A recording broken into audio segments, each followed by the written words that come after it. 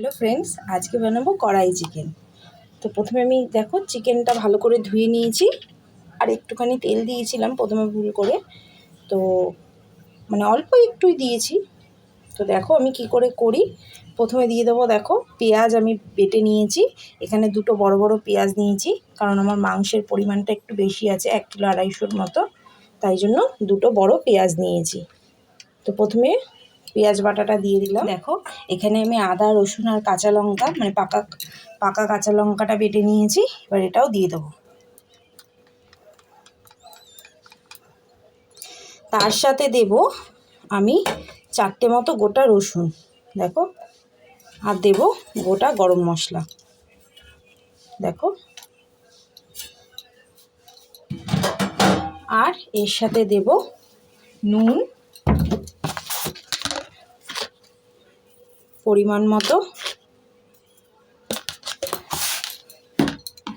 মতো হলুদ,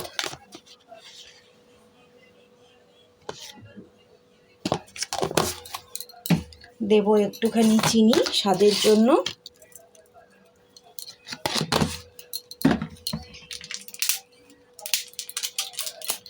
দেব চিকেন মশলা সানরাইজের পুরো একটা প্যাকেট আমি দিয়ে দেবো, যেহেতু 1 কিলো 250 মতো মাংস আছে, তাই একটা প্যাকেট পুরোই আমি দিয়ে দেবো। এর সাথে দেব কটা গোটা জিরে, দেখো,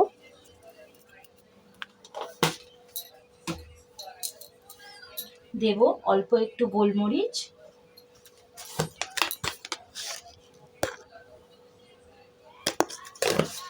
আর দেব সরষের তেল।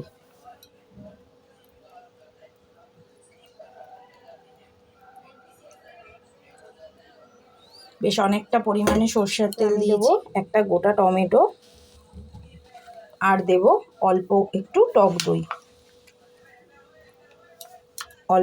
টক দই দিয়ে এবার এটাকে আমি ভালো করে মেখে নেব।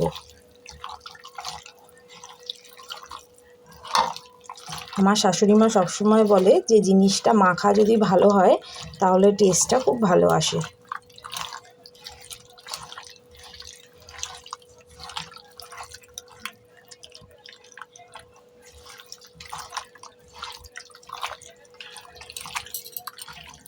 দেখো অলরেডি মাখা হয়ে গেছে। এবার এরমভাবে আমি আধ ঘন্টা রেখে দেবো। এই মাংসটা তেল ছাড়াও করা যায়, যেহেতু টক দই দেওয়া হয়েছে, কিন্তু আমি আজকে একটু তেল দিয়েই করব। দেখো অলরেডি আধ ঘন্টা হয়ে গেছে। দেখো এবার আমি গ্যাসে আস্তে করে দিয়ে মাংসটা বসিয়ে দেবো। চলো আবার ঢেকে দিই। অনেকক্ষণ ধরে আস্তে আস্তে হচ্ছে, দেখো ঢাকাটা খুলেছি, কত সুন্দর আস্তে আস্তে ফুটছে। আমি আবার ঢেকে দেবো, দিয়ে এরকম আস্তে আস্তেই মাংসটা কষাবো।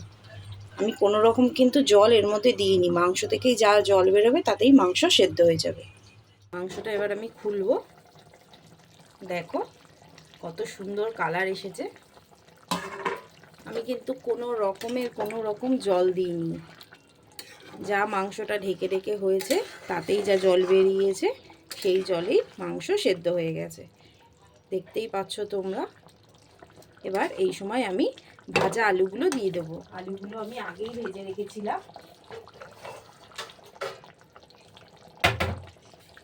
দেখো আলুগুলো আমি আগেই ভেজে রেখেছিলাম, আলুগুলো আমি দিয়ে দেবো। দেখো আমি আলুগুলো দিয়ে ভালো করে নেড়ে দিয়েছি, কোনো রকম জল দেব না। আর ঢাকার আগ দিয়ে আমি এর মধ্যে দেব অল্প একটুখানি ঘি, দিয়েছি।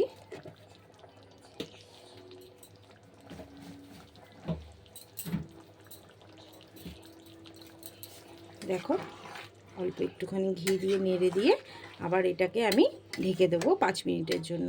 এবার মাংসটা হয়ে এসে 5 মিনিট ঢেকে দিলেই মাংসটা রেডি হয়ে যাবে।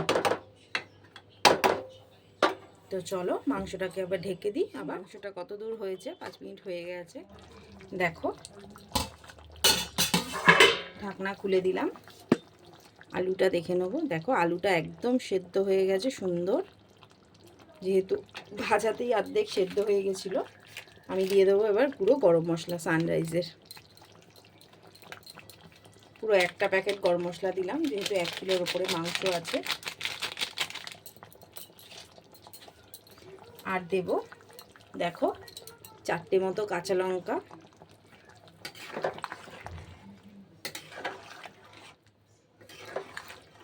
আজকে মাংসটা রেডি হয়ে গেছে। আমি কোনো রকম কিন্তু জল দিইনি, দেখো তোমরা দেখতেই পেলে আমি কোনো রকম জল ইউজ করিনি। যা মাংস থেকে জল বেরিয়েছে তাতেই মাংস হয়ে গেছে। দেখো মাংস ডান। তো তোমরা এইভাবে একদিন করো, খেয়ে বলো তোমাদের কড়াই চিকেনটা কেমন লেগেছে। আশা করব তোমাদের খুব ভালো লাগবে।